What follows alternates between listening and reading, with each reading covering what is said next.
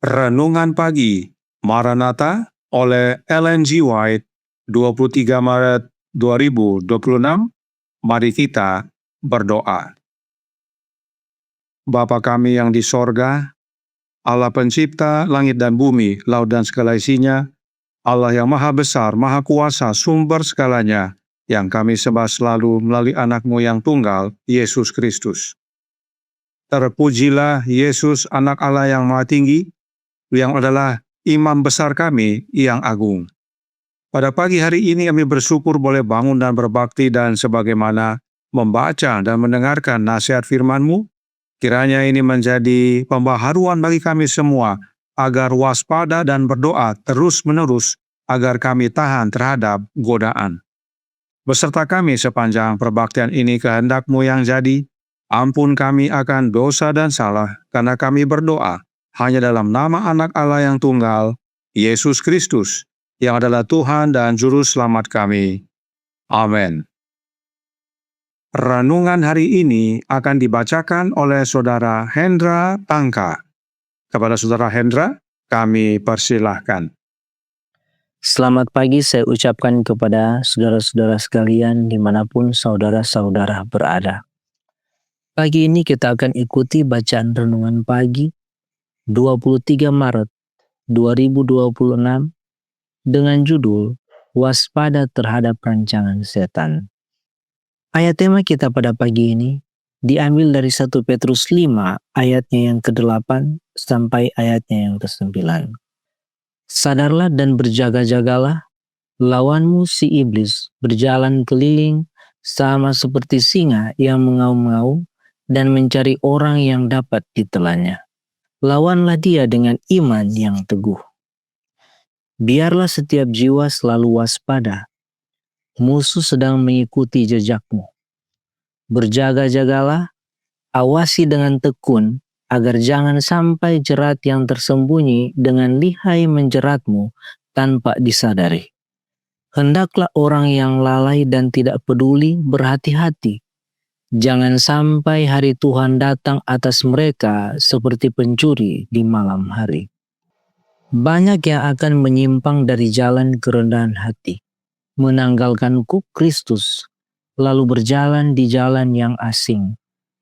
Buta dan bingung, mereka meninggalkan jalan sempit yang menuju kota Allah.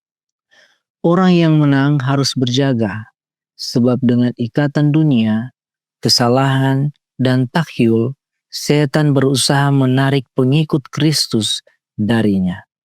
Tidak cukup hanya menghindari bahaya yang jelas dan langkah yang beresiko.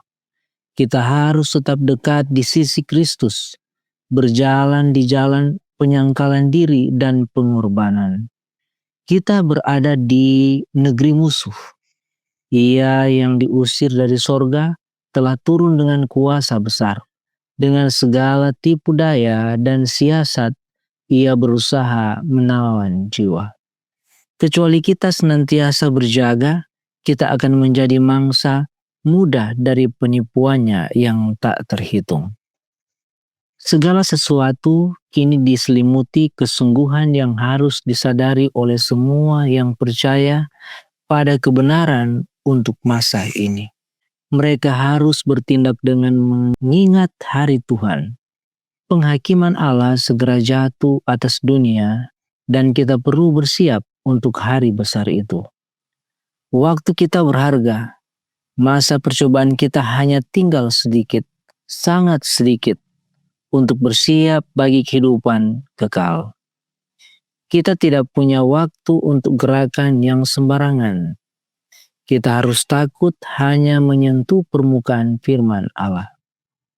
Jika seluruh perhatianmu tertuju pada kebenaran dan pekerjaan persiapan untuk masa ini, engkau akan dikuduskan melalui kebenaran dan menerima kelayakan untuk hidup kekal. Pekerjaan persiapan yang menyeluruh harus terus berlangsung pada semua yang mengaku percaya kebenaran, sampai kita berdiri di hadapan takhta Allah tanpa celah, tanpa noda atau kerut. Allah akan menyucikanmu jika engkau mau menyerahkan diri pada proses pemurnian. Bacaan renungan pagi kita pada pagi ini sampai di sini. Tuhan Yesus memberkati. Terima kasih atas penata-layanan Saudara Hendra. Tuhan Yesus memberkati. Selamat pagi saudaraku dalam Tuhan. Saat berdoa di Taman Getsemane, Yesus berkata kepada Petrus dalam Matius 26 ayat 40 dan 41. Setelah itu, ia kembali kepada murid-muridnya itu dan mendapati mereka sedang tidur. Dan ia berkata kepada Petrus, "Tidakkah kamu sanggup berjaga-jaga 1 jam dengan aku? Berjaga-jagalah dan berdoalah, supaya kamu jangan jatuh ke dalam pencobaan. Roh memang penurut, tetapi daging lemah." Saudara sekalian, Roh Nubuat menjelaskan bahwa pengalaman para murid di Taman Getsemane mengandung pelajaran bagi umat Tuhan di zaman sekarang ini. Adakah kita berjaga dan berdoa? Tapi perhatikan penjelasan Roh Nubuat selanjutnya tentang murid-murid tersebut dalam The Review and Herald tanggal 7 Juli tahun 1910 paragraf 9. Mereka telah berdoa ketika mendengar seruan kuat dari Sang Penderita yang ilahi manusia. Mereka tidak bermaksud meninggalkan Tuhan mereka, tetapi mereka tampak lumpuh oleh keadaan linglung yang dapat mereka singkirkan jika mereka terus memohon kepada Allah. Mereka tidak menyadari pentingnya kewaspadaan dan doa yang sungguh-sungguh untuk menahan godaan. Jadi, murid-murid tersebut ada berdoa, saudaraku dalam Tuhan. Mereka mendoakan Yesus, tetapi mereka tidak terus-menerus memohon kepada Allah. Dan karena tidak terus berdoa dan bahkan tidak sungguh-sungguh berdoa, akhirnya mereka tidak dapat menahan godaan. Karenanya, Roh Nubuat berkata dalam paragraf 10 dari artikel yang sama, banyak orang dewasa ini tertidur lelap seperti halnya para murid. Mereka tidak berjaga-jaga dan berdoa agar tidak jatuh ke dalam godaan. Marilah kita sering membaca dan mempelajari dengan saksama bagian-bagian firman Allah yang secara khusus berkaitan dengan akhir zaman ini, yang menunjukkan bahaya-bahaya yang akan mengancam umat Allah. Kita membutuhkan persepsi yang tajam dan kudus. Persepsi ini tidak boleh digunakan untuk mengkritik atau menghukum satu sama lain, tetapi untuk membedakan tanda-tanda zaman. Lalu, masih dalam paragraf yang sama dikatakan, kita harus menjaga hati kita dengan sungguh-sungguh agar iman kita tidak hancur.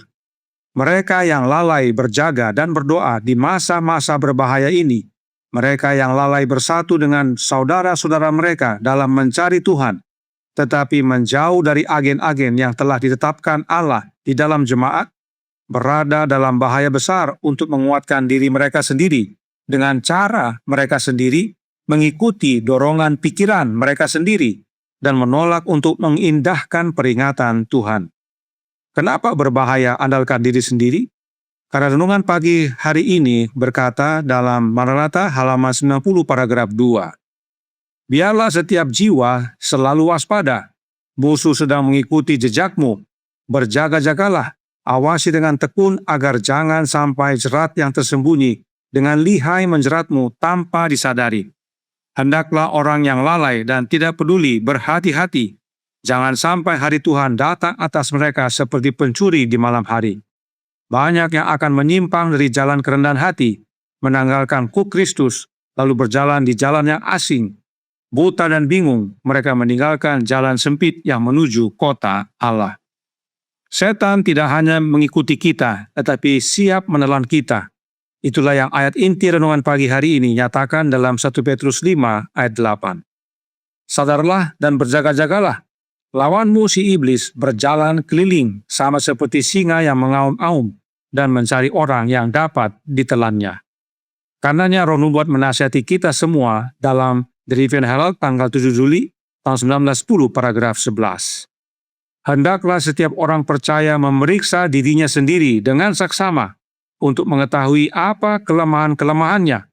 Hendaklah ia memelihara roh kerendahan hati dan memohon kepada Tuhan untuk kasih karunia dan hikmat, serta iman yang bekerja melalui kasih dan menyucikan jiwa. Hendaklah ia membuang semua rasa percaya diri yang berlebihan. Allah tidak memberi tempat untuk itu dalam pekerjaannya. Mengapa kembali rasa percaya diri berlebihan berbahaya dan Allah tidak dapat beri tempat untuk rasa percaya diri dalam pekerjaannya?